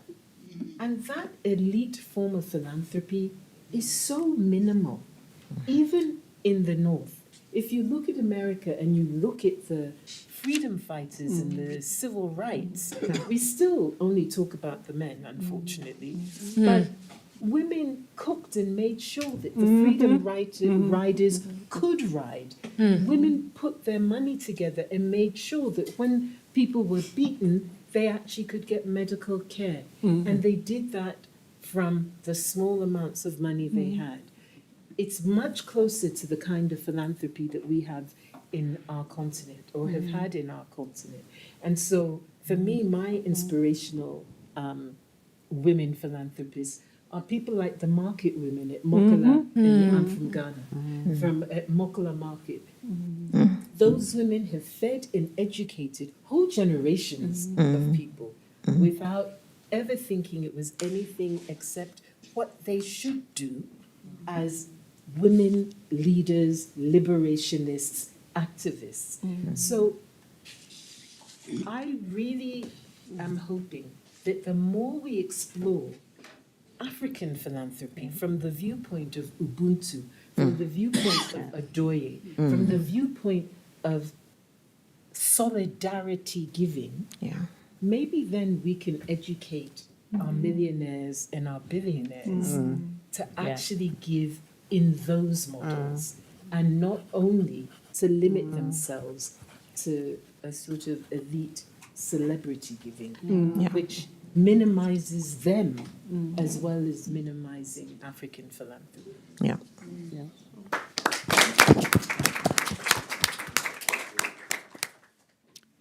Okay, I thought you didn't have time.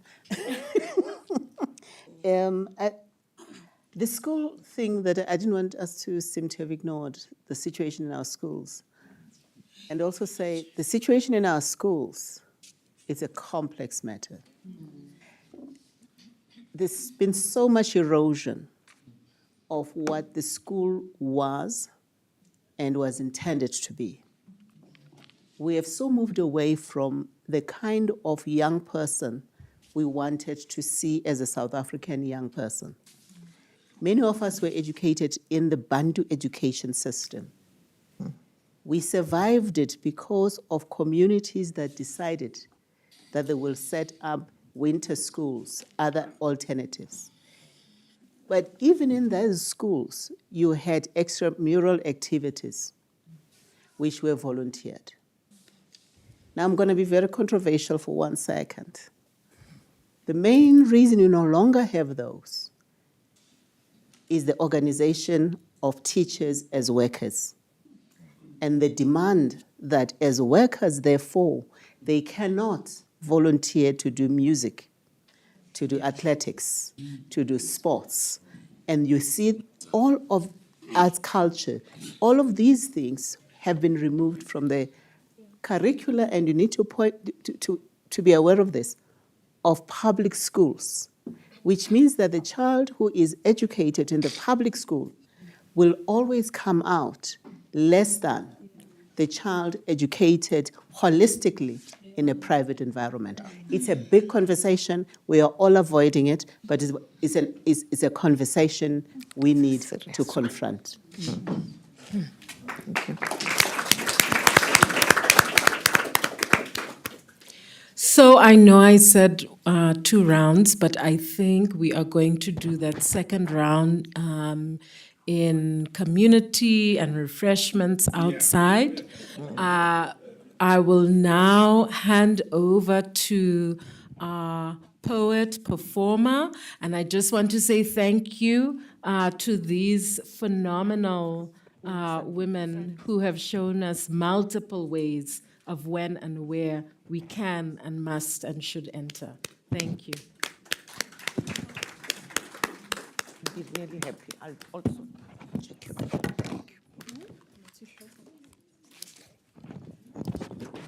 No, please. Thank you. Andreas Deolinda. Thank you.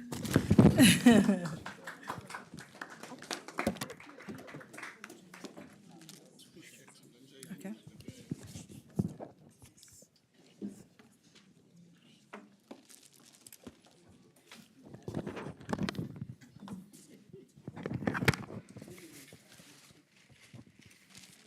I just want to hear.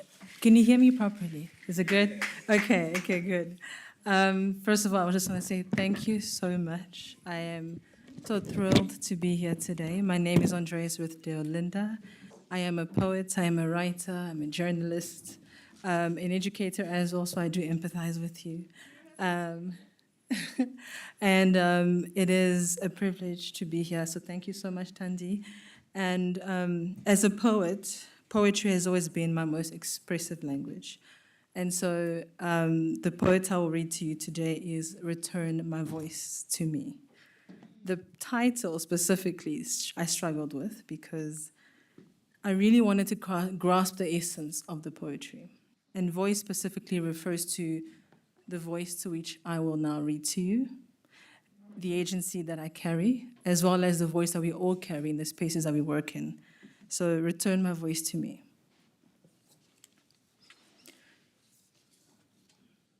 It is strange how the softness of my spirit invites doubt, as though a gentle demeanor disqualifies my place in the world.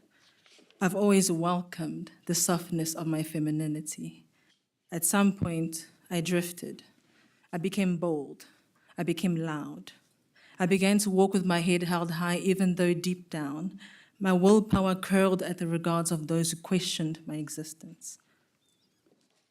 Even now, I must admit, my voice quivers because I realize that to take up space requires one to resist comfort. Isn't it comforting that spaces like these offer the courage to lay down stone towards reframing femininity and strength?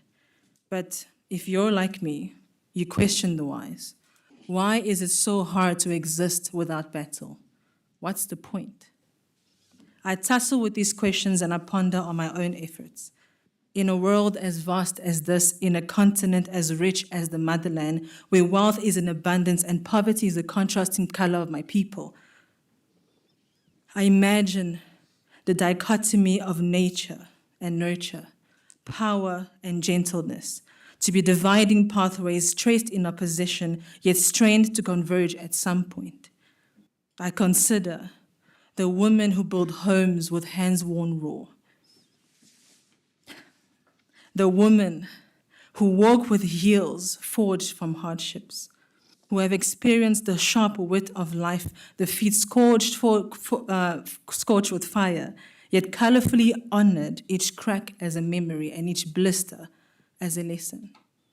I see women across landscapes far and wide, those stirred in community with a plate serving children the streets have forgotten. I recall the efforts of the late Nobel Peace Laureate Dr. Wangari Maathai, whose militant awakening bore the fertility of withering rural Kenya, sowing seedlings to rehabilitate with every seed a green defiance arose. A belt of obstinate resolve cultivated a movement that continues to empower nations and women. I've begun to stimulate the idea that to act is to awaken a radical stance towards change. But it starts with defining your place. And in doing so, I evoke a personal narrative, boasting the power of education intertwined with art, in a world where apathy stains our youth, and boldness is not a luxury, but a necessary line under our name. In literature, I find my sanctuary, the joy of language to liberate, to connect, to remind us of our shared humanity. But I mourn what we've lost, the intimacy of learning, the agency stolen as we trade pages for pixels and choose distractions over the lyrical freedoms of written thought. If we are to craft a terrain for transformation, let it begin with restoring the power of education. Let us raise a generation rooted in knowing, guided by story, and awakened to possibility. I draw strength from the boldness of women I consider powerhouses, the Chimamanda Ngozi Adichis, who blaze the matriarchal fire, leveling the playing field for equality. And because through them, I have permission to act. How fortunate are we to witness the paths carved before us, for by women who have had to prove again and again that they belonged. And still, we echo the same cadence, only now we defend our place with a blueprint in hand. Even today, we pay respect to Dr. Barbara Masekela, who nurtures the arts and harnesses the essence of freedom as a unified front for our shared Africanity. While it begins with us now, may our torch set alight the path for our children in upholding the legacy of Ms. Bongile Mkabela and Ms. Guguntaba. It is wise not to assume our gifts as mere ideologies, as if to say, who am I that I should? The criminality of assumptions wrestles in pervasive language where the power of words, nestled in the condition of the human heart, breeds narratives of worthlessness disguised as humility and silences brilliance before it even learns to speak.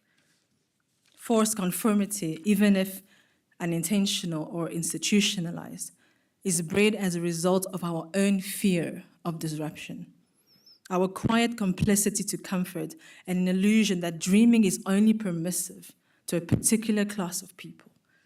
Therefore, when we consider our efforts as women, we must consider ourselves the first flame. In our creativity, we bred patterns towards liberation.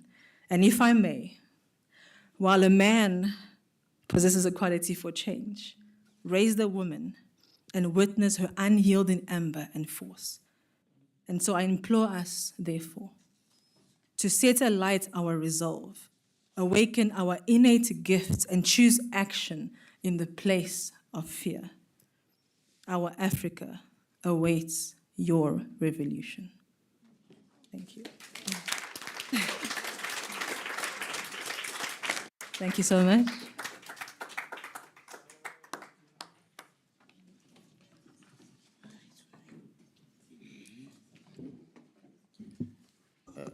Thank you very much. We have had phenomenal women this morning. Is it morning, afternoon already? Yes, and I think I'm standing here to spoil for them, but I'm probably an honorary woman today. Okay, thank you. Before I do one or two things, in terms of offering my sincere thanks, I think I need to recognize the presence of our director, Professor Moyo, who yesterday we were talking, I think he was somewhere in the flights and things like that. He's spending his time on sabbatical trying to make sense of some of the things that are being spoken here. But I think it's great, and I don't know whether you want to say anything. You're good? Okay, thank you. Before I do a few thanks, let me read from the book of Mark, chapter 12, verse 42 to 44. In my moments, sometimes I read the Bible, and I find a lot of inspiration in it. And this is no offense to those that do not subscribe to Christianity, but you hear what I want to say. And a poor widow came and put in 2 small copper coins, which made a penny.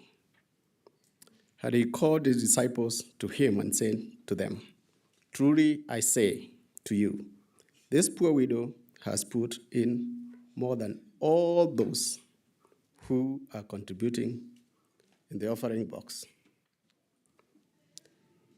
For they all contributed out of their abundance, but she, out of her poverty, has put in everything she had, all she had to live on.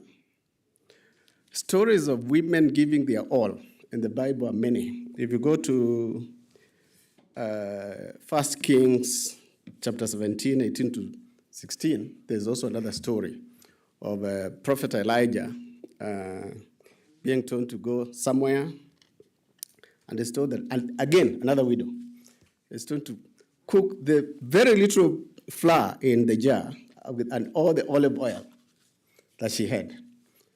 Elijah asked this lady to do this, and she does as she's instructed. But the story doesn't end there.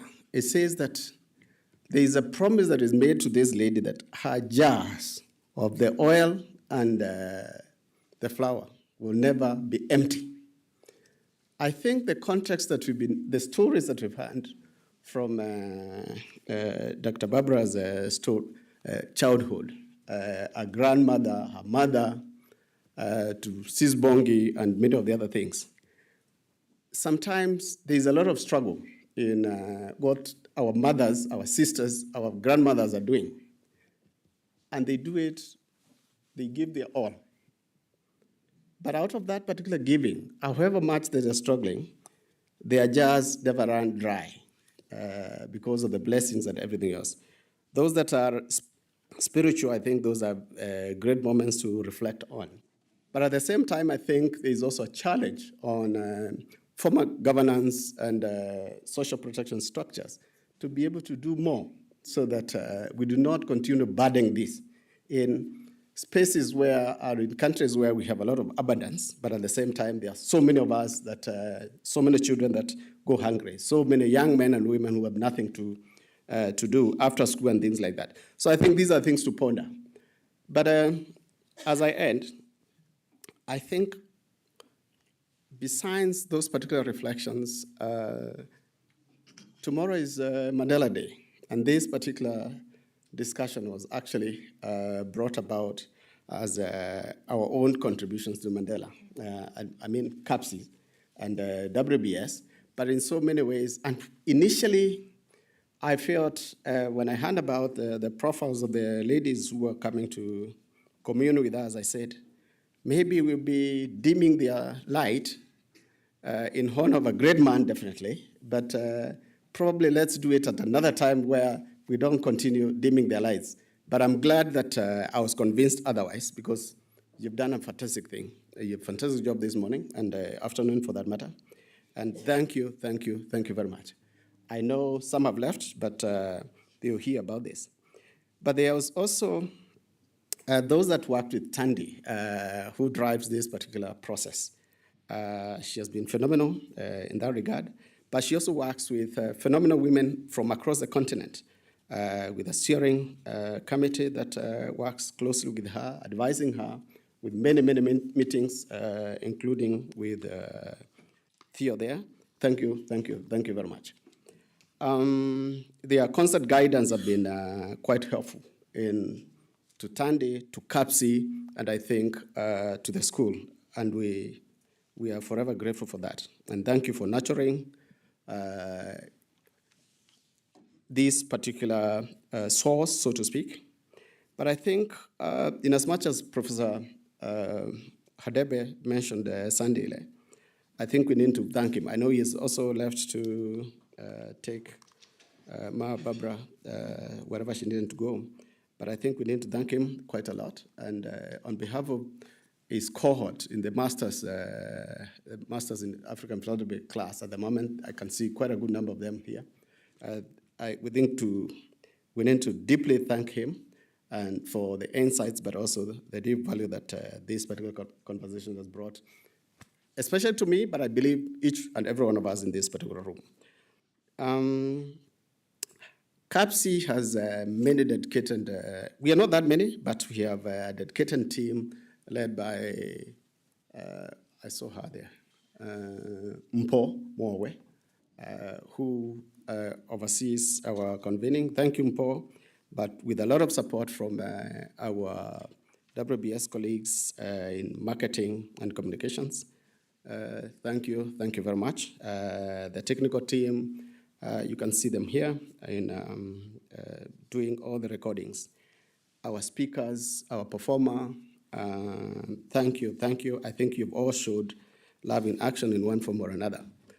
And I think in as much as we may not want to glorify those with deeper pockets, we are also indebted to some extent because unless we develop new ways of raising revenue for what we do as a center, we still are indebted to groups like the Fund Foundation, Mott Foundation, Mastercard Foundation, the Carnegie Corporation New York, the Schooner Foundation, and many others who have helped fund the center for the longest since the beginning in one form or another.